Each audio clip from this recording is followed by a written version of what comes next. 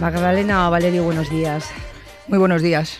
Recibimos a la ministra de Trabajo, Migraciones y Seguridad Social. Vamos a hablar de lo suyo, de todo esto que han contado en la cabecera, de lo que nos preguntan los oyentes, pero hablamos de otro asunto que también es suyo porque tiene que ver con la marcha del mundo. ¿Qué le parece el triunfo de un ultra como Bolsonaro en Brasil? Pues me parece muy preocupante. Me parece que, por desgracia, en este mundo que tenemos, están empezando a enraizar movimientos racistas, xenófobos, que incluso llegan a tener, bueno, todavía hay que ver, ¿no?, esa segunda vuelta, pero, bueno, estamos viendo los radicalismos en América, en Europa, en África, en todos los lugares del mundo. Y también aquí, ministra, me imagino que ha visto las imágenes del acto de ayer de Vox en Vista Alegre. ¿Por qué cree que crece el número de personas dispuestas a votar en España un partido de extrema derecha? Bueno, parece que las encuestas no dicen que haya muchas personas dispuestas a votar a los partidos de extrema derecha. Son una minoría, pero han crecido. Pero las imágenes de ayer, la verdad, que causaban un cierto miedo, porque son mensajes xenófobos, mensajes absolutamente machistas, homófobos, es decir, justo lo que no queremos, que queremos, desde luego, desde el Partido Socialista Obrero Español y desde este gobierno, que haya una sociedad inclusiva, una sociedad que respete los derechos, que respete, igual que queremos que nos respeten cuando vamos a trabajar fuera, pues tenemos que respetar también a las personas que en un momento determinado vienen a trabajar con nosotros, de otros países, y que haya igualdad, un equilibrio, una igualdad entre hombres y mujeres. ¿Hay alguna reflexión de por qué se produce el fenómeno? Porque de repente, aunque sea minoritario, crece el número de personas dispuestas a votar esa opción. Vamos a ver, estamos todavía en un mundo de muchas desigualdades, con problemas. No solamente en Europa estamos teniendo problemas, y como tenemos problemas, pues a veces pueden calar este tipo de movimientos que dan soluciones fáciles a problemas complejos. Problemas complejos que necesitan reflexión, y ellos le dan soluciones muy fáciles.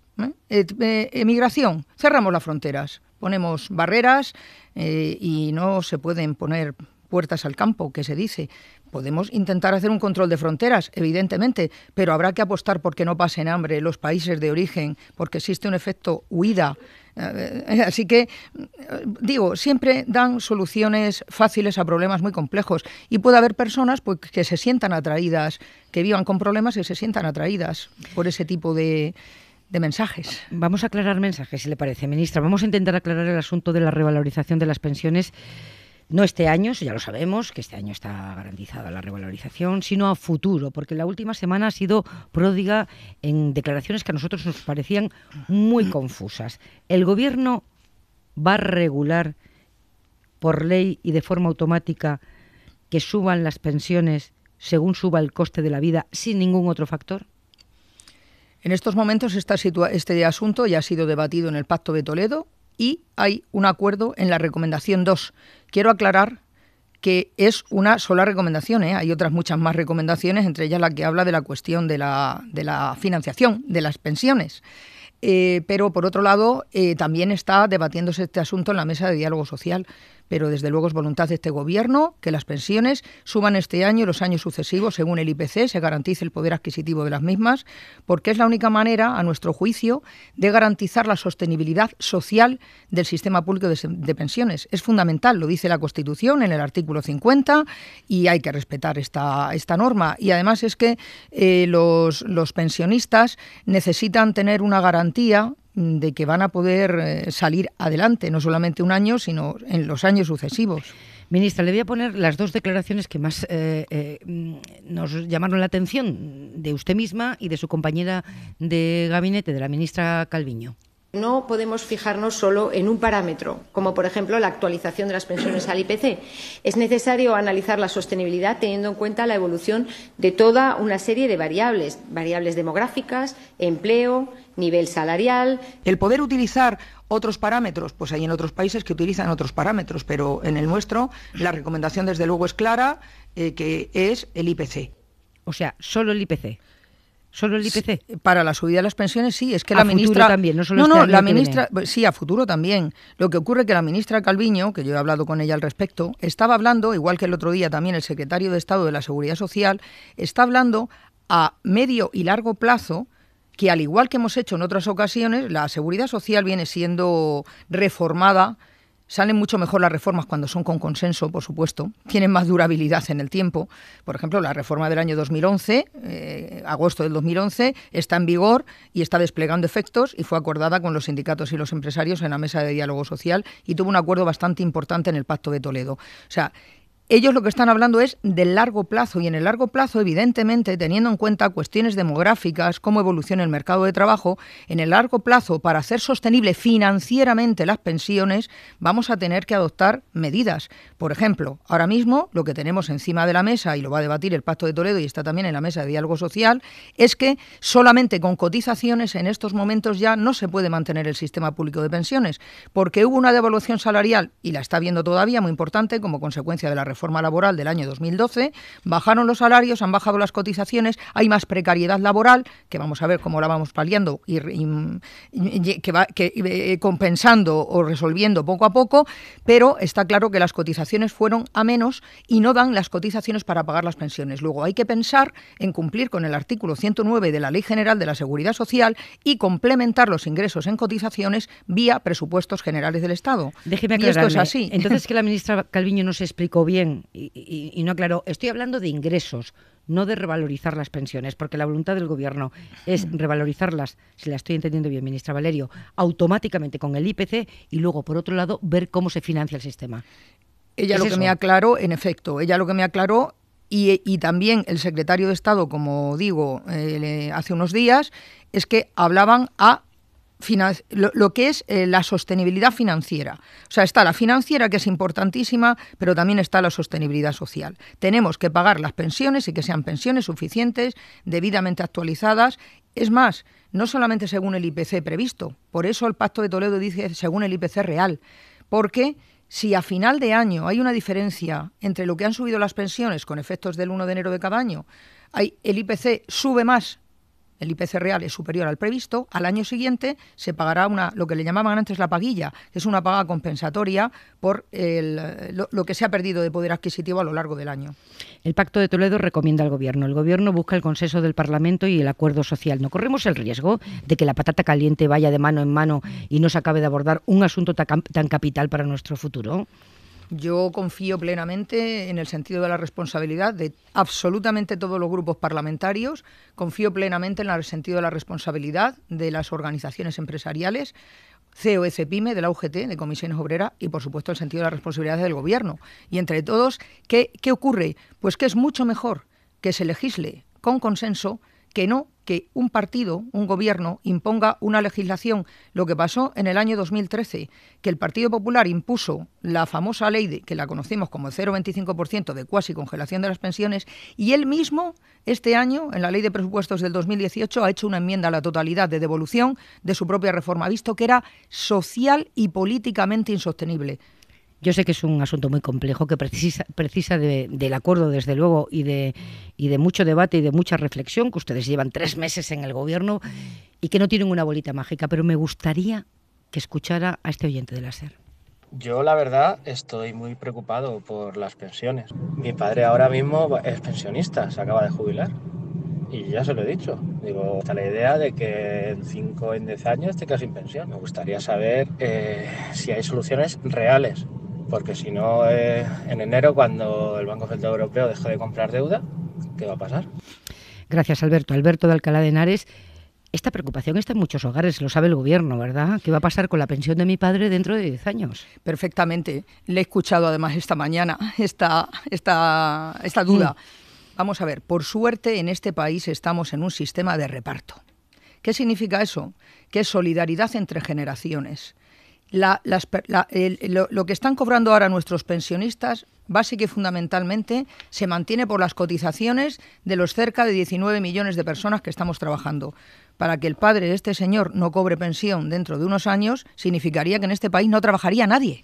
¿Alguien puede pensar que en un país donde tenemos cerca de 19 millones de personas trabajando, que la afiliación media ha crecido en este último año en 527.000 personas, es decir, está creciendo la población afiliada, la población activa, la población ocupada. Esas personas vamos a seguir cotizando. Luego, tiene garantía de que va a cobrar la pensión y tienen garantía nuestros hijos y van a tener garantía nuestros nietos y nosotros mismos. Ahora bien, si solamente con cotizaciones no se pueden pagar las pensiones, la propia ley prevé que básicamente se van a pagar las prestaciones con cotizaciones, básicamente, pero no de manera exclusiva. Y añade que también se pueden inyectar recursos vía presupuestos generales del Estado. Tendremos que hablar, como hay en otros países, como en Alemania o como en Francia, o bien imposición general o bien algún impuesto ad hoc creado para ello. Estamos hablando del de transacciones financieras, estamos hablando de la tasa Google, hablamos del impuesto a la banca. Todas estas cuestiones están puestas encima de la mesa de debate y no le quepa la menor duda a este señor que su padre va a seguir cobrando la pensión, la va a cobrar él, y sus hijos y sus nietos. Según el Gobierno, el Plan Director por un Trabajo Digno, que se puso en marcha hace solo 2 meses, el 1 de agosto, ha mejorado la calidad del empleo de unas 55.000 personas. Es verdad que parece mucho, pero comparado con lo que tenemos de mala calidad del empleo, es poco, ministra. Y si no, escuche a otro oyente de la SER, José.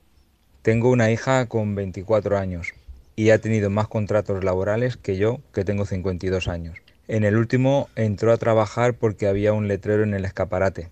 Entró y la contrataron. Durante 45 días estuvo el letrero puesto y a los 45 días la despidieron. Sigue el letrero puesto, sigue entrando gente cada 45 días y cada 45 días siguen despidiendo al personal. Yo me compré un piso que me costó 3.300.000 pesetas. Me pude independizar con 22 años. Mi hija, con una carrera, me cuesta mucho pensar cuándo se podrá independizar. Gracias, José. Como siempre, los oyentes acertando de pleno en los debates. Él se independizó con 22, su hija no sabe cuándo, pero además esto nos pone, lo pone en relación el debate con lo que usted decía, ministra. Es verdad que cotizan, pero cotizan poco y mal. Ese es el tema. Ese es uno de los problemas graves que ha habido estos últimos años, que es la precarización absoluta de las condiciones de trabajo. Además, se ha quitado poder a la negociación colectiva y a las organizaciones sindicales. En definitiva, es todo una amalgama. Claro, pero se puede remediar desde el Gobierno. Claro que se puede remediar. Por ejemplo, este plan director, que evidentemente no es la panacea universal. Decía usted, pues estas personas que han conseguido un contrato indefinido simplemente porque sus empresas han recibido una carta diciendo que o regularizan la situación de los trabajadores que ya llevan mucho tiempo en precariedad y con contratos temporales, o en un mes les visitará la inspección y tomará cartas en el asunto. Les ha cambiado la vida. Simplemente con eso a esas 50 y tantas mil personas les ha cambiado a ese 58%, que son 40 y tantas mil personas, les ha cambiado la vida. Esto es una gota en el océano. Claro que sí, en el océano de la precariedad es una gota, pero el Gobierno tiene que ir por esa dirección. En esa dirección, luchar contra el empleo irregular, contra el fraude de la seguridad social, apostar por contratos de más calidad.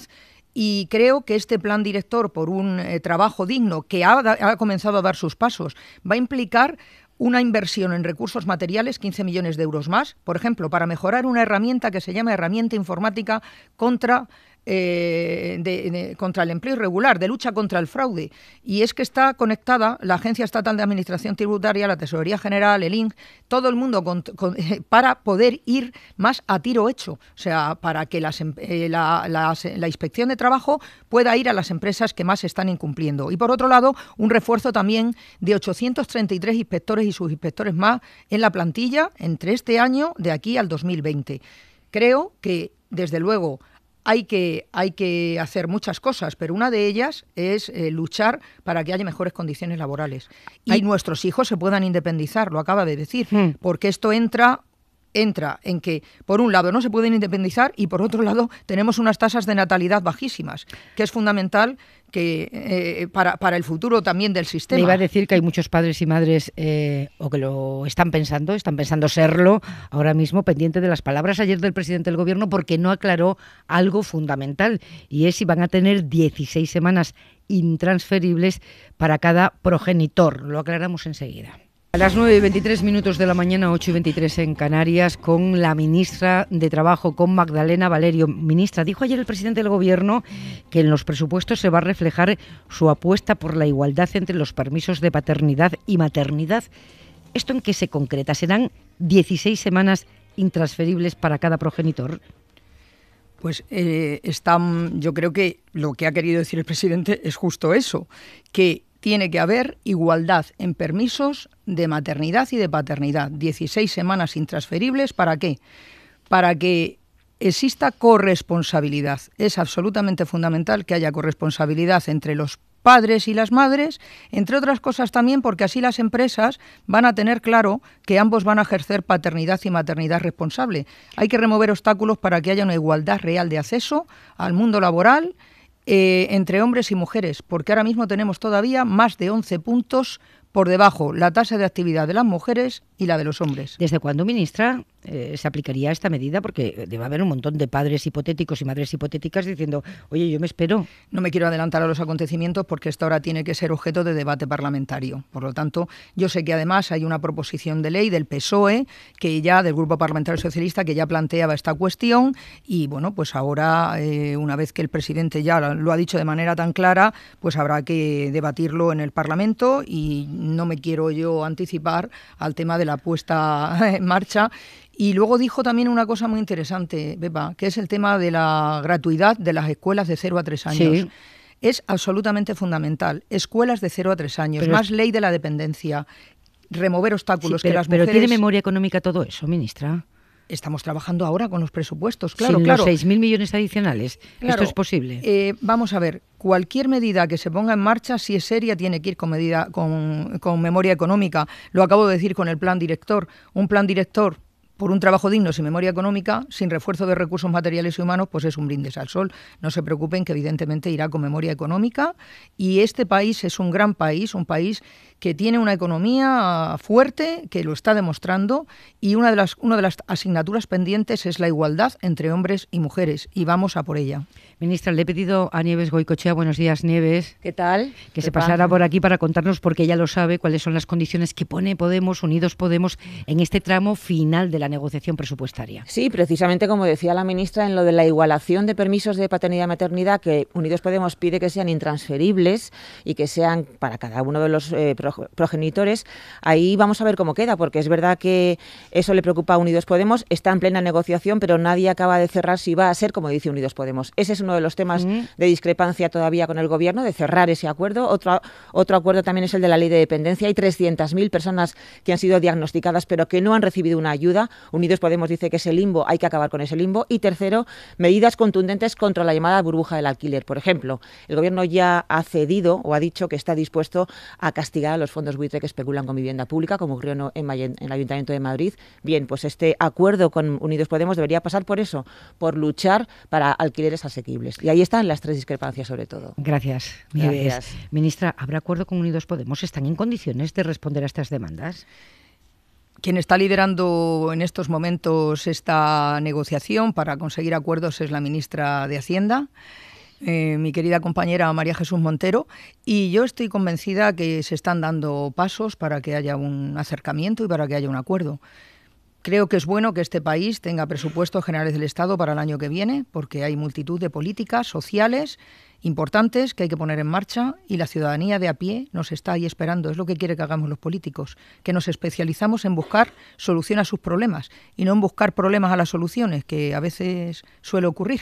El 14 de noviembre se va a celebrar la vista judicial por la denuncia que una ONG pro derechos humanos presentó contra su ministerio por haber permitido que se inscribiera el autodenominado Sindicato de Trabajadoras Sexuales. Usted fue muy clara al valorar el gol por la escuadra que le habían metido con este tema. Exigen que se anule esa inscripción. Usted ya dijo en su día que le habían metido, como digo, un gol. ¿Usted garantiza que esa inscripción se va a poder anular? En estos momentos hay dos cuestiones. Una es la forma y otra es el fondo. Se puede intentar la anulación de oficio de la inscripción, pero esto, por lo que estamos viendo jurídicamente, es muy complicado porque el Ministerio no autoriza o deniega sindicatos. La autoridad gubernativa no puede hacer eso para que no se tenga la tentación de vulnerar la libertad sindical. Simplemente fue una inscripción en un registro de unos estatutos.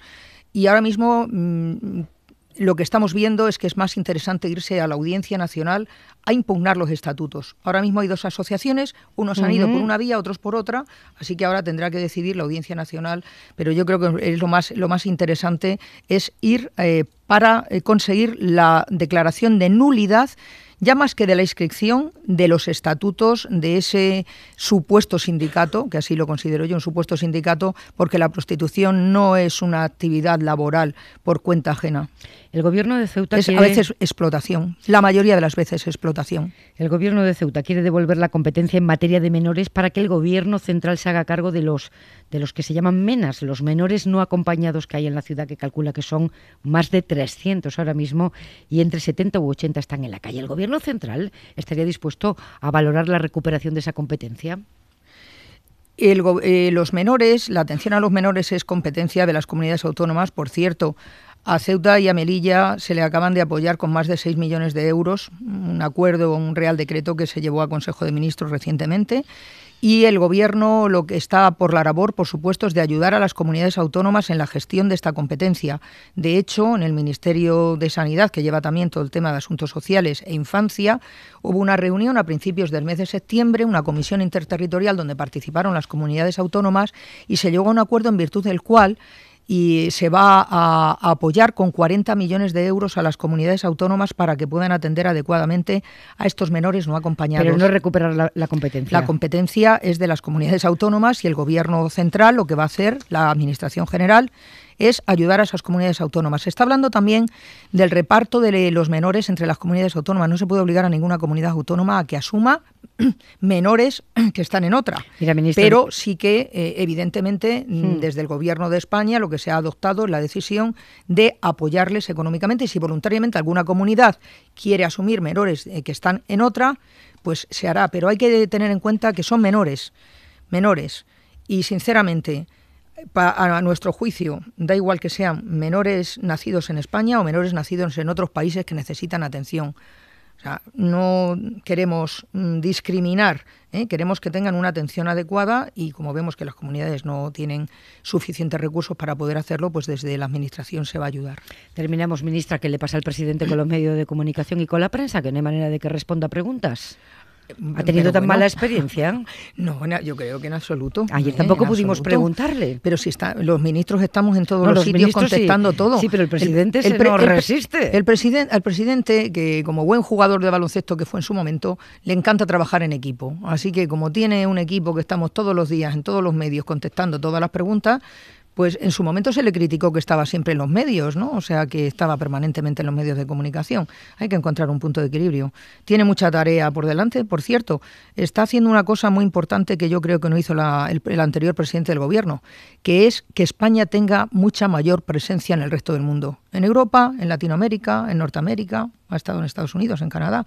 Esa agenda internacional potente es muy importante y el presidente yo creo que lo está haciendo francamente bien. Magdalena Valerio, gracias y suerte. Muchísimas gracias a ustedes y suerte para todos. Muchas gracias.